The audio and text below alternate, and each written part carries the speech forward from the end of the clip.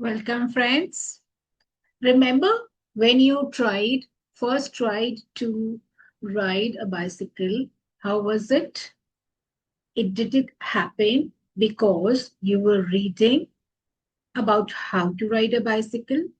Or did it happen because you were actually on the bicycle and you tried all kind of steps like for first riding on the rod, then actually turning upon the seat. So you did and you learned. You fell also. You must have got hurt also. But then you kept on trying and trying to analyze where was the mistake and then rectifying it and then learning it. So finally, it was because you were doing and you were learning. This is experiential learning, learning by experiences. Had it been the case that you were sitting in the room and then trying to listen to somebody that this is how it has to be done, was it possible? No. Was it possible because you were reading the text, the theory on how to ride a bicycle? No. Simple, another example, if you're trying a recipe, if you want to eat something, unless until you try the recipe in the kitchen, are you going to learn how to make it?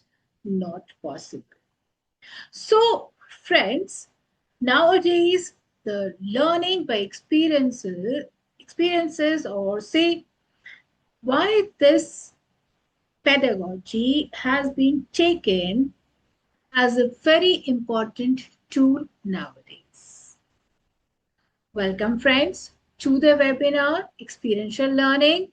We will try and understand why this, say, the pedagogy is so very powerful and why it needs to be taken up in the classroom rather than rote learning. Experiential learning has to be given importance. Dear educators, we also need to learn how to engage the students in the classroom. So let's go ahead and see why and how the experiential learning can be implemented, various strategies which can be taken up subject wise. Let's see and let's go ahead. Okay, so give me a minute. Let me share the PPT with you. So here it comes.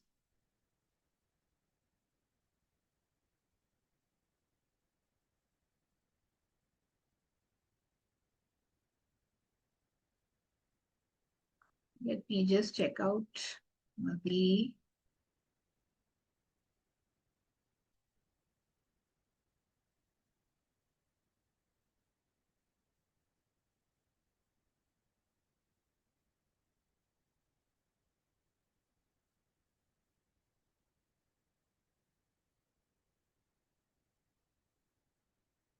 okay.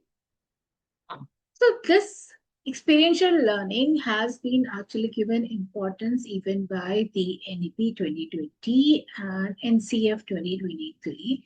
There are various examples which have been quoted why this needs to be taken up.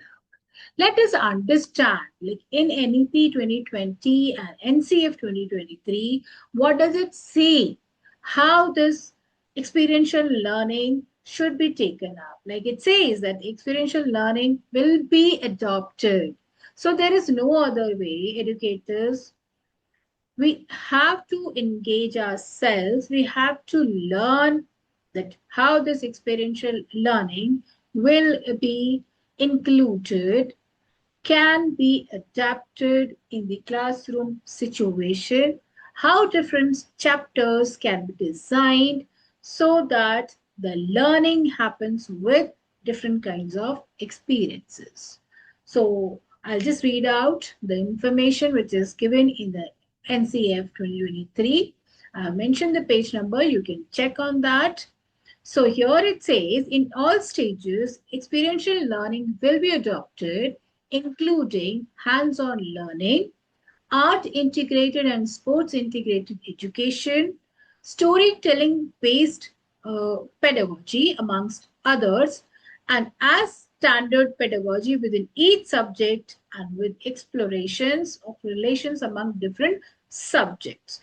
That is interdisciplinary impact, which we are trying to get. This is, see, it says, the NCF says that the experiential learning is basically what? Learning by doing, and it is competency based. Here, what are the objectives? Let us try and understand. We will be working on two broad aspects. Like first, trying to understand what experiential learning is all about, why it is taken as a powerful tool here, and we will also discuss certain classroom strategies, like certain examples will be there, which we will be discussing here. We will talk about it. Friends, please don't hesitate in putting up the comments. Once you see the webinar, see the complete video to understand the importance of this pedagogy, how powerful this pedagogy is. You'll understand once you see the complete webinar. So let's continue. Talking about, as I mentioned here, that learning through experiences. Merely talking about, say, the certain kind of theories without any practice will not make it happen, will not, the concept will not be understood completely by the students. This is what we have to understand here. So one picture which I have attached here, see, like if we are talking about the desert in the classroom, we can have a small model made by the children, and they can talk about it. They can then further discuss about the animals which will be able to live there, the vegetation which will thrive there, and what kind of limitations people living out there will face. Here, one more important thing is, like, we can also connect this concept of desert along with what is happening there in a current situation, like bringing in the case of Aravali and the reason why it was going to be removed from the list of mountains. What was the impact? What kind of reactions people gave? And what is their role? What is the role of the student here? So all this can be discussed within the classroom. This will become more engaging. Children will understand the concept better.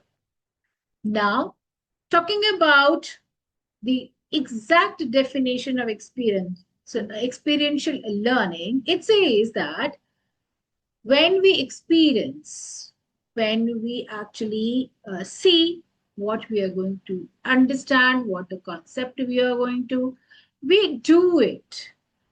Reflection means that we think about it, we discuss about it, we observe the things ourselves so that later on we can apply in real life situation. So coming next, we have here, see, from where this has come up, from where this concept of experiential learning has come up. It is also known as Kolb cycle, which goes like first experience, then you reflect. Experience here means that you're doing.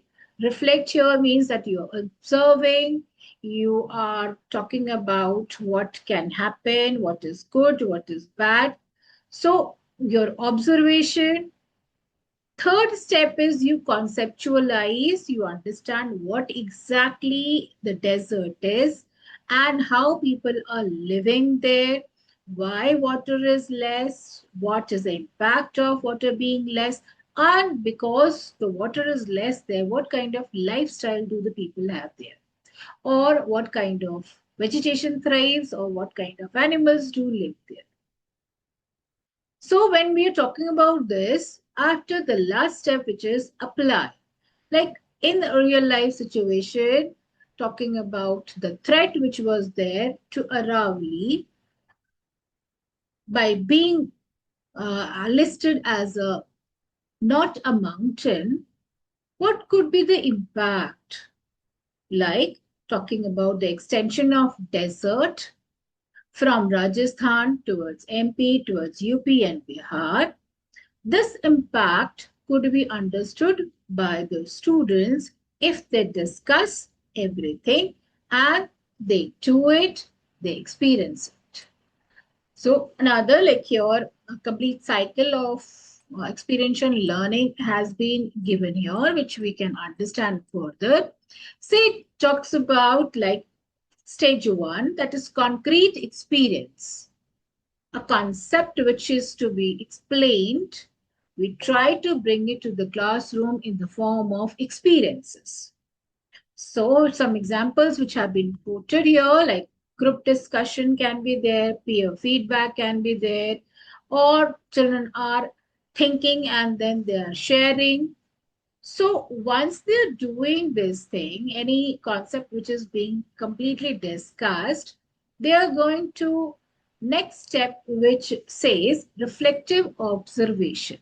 That is whatever way they have done, whatever they have discussed, they're going to review. They're going to talk about it. That is reflect on the experience and observe what happened, right? So certain examples are given here, like some theories, some models, some generalizations can be done. Third stage says abstract conceptualization. That is, you understand the concept better, you generalize it, you yourself understand the concept. It is not because somebody has told you, it is because you have understood the concept, you have taken the concept in a very can say understandable way, in a very positive way. So here some examples are given when you are doing certain projects, when you are doing uh, real life situation problem solving. There are case studies which are there with you, which you study, you observe, and you come to conclusion. And also sometimes when you are handling the real life task, like if you are given certain amount by your parent and then you go to the market to buy something, you actually understand few things. One is about the money, the calculation part, you will understand. Next is about the rate, the prices of the products, you will understand. Even if you're doing in a regular format, you will understand how the prices of vegetables increase or decrease when the season change is there. So they will understand why. And when they are going to the market and bringing back the things, they will also be able to handle like talking to the people, expression, confidence. All these things are going to be there when they are going to market and experiencing the different, can say, having different experiences of life. So some examples which have been given here, like field visit, can be role play, can be hands-on activity, or simulations. Like going to the market, buy the things can also be simulated into the classroom situation. So coming next, let us see. We have here, like whatever we have discussed, let's understand now the various stages of experiential learning. It is like first stage says concrete experience. That is, you're doing an activity in the classroom or maybe at home. Stage 2 says reflective observation, thinking about it, whatever you have done, just looking back and then trying to understand. Stage 3, that is abstract conceptualization. Whatever you have done, you try to understand the concepts, you generalize the concepts here. And stage 4, that is active experimentation or applying the learning. Whatever you have learned, you will apply in real life situation. Now coming next, like trying to understand the importance of experiential learning.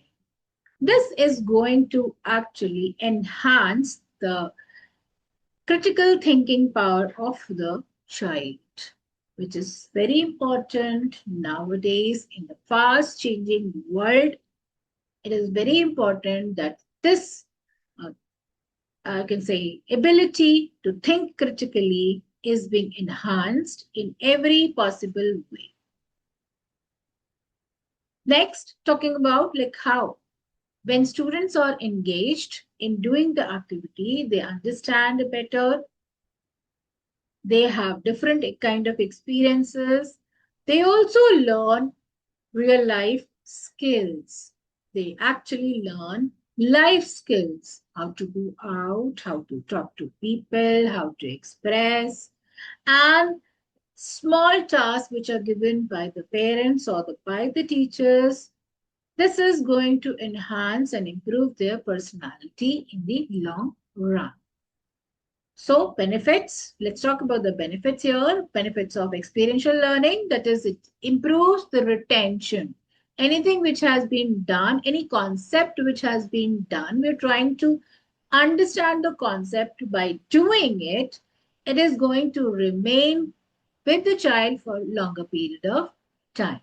This is also going to build confidence. It is going to tell the child that whatever they have said, whatever they have done is correct. This is one of the 21st century skills most expected by the children to be learnt. They will learn here the collaboration, working in team. They'll also be able to create the innovation part, or the ability to innovate and create is going to be enhanced. They will also improve their communication skills. Now, coming to what is the teacher's role? Teacher's role is never going to reduce. Remember this. In a classroom condition when you think that children are going to learn on their own, no, it is not like that. Children will always require the guidance of their teachers. This learning and the experiential learning has to happen completely under the supervision of teachers. So remember, the role of educator is no less when they were lecturing certain concept, or now when they are trying to engage the students in certain activities, and it is being said that learning by doing. So children will not be able to come to correct concepts unless until there is the teacher who is going to guide them, who is going to facilitate them. So what is now? This is also very important to understand that students should not hide themselves in their cocoon. They have to come out. They have to be encouraged. They have to be told the importance of experiential learning. So active participation has to happen from the student sides. They have to be told that they need to explore, they need to think, they also need to express. Expression can be in the form of what they have understood. Expression can be in the form of doubts which arises when the learning is going on. So this was the part one of experiential learning. Thank you, friends. Just remain here for part two. Please switch over to the part two to see how we are going to engage the students in different subjects, some classroom strategies we are going to discuss. So remain here. Just share, like, and subscribe the channel for such kind of more webinars. See you in the part 2 of experiential learning. Coming back in a minute.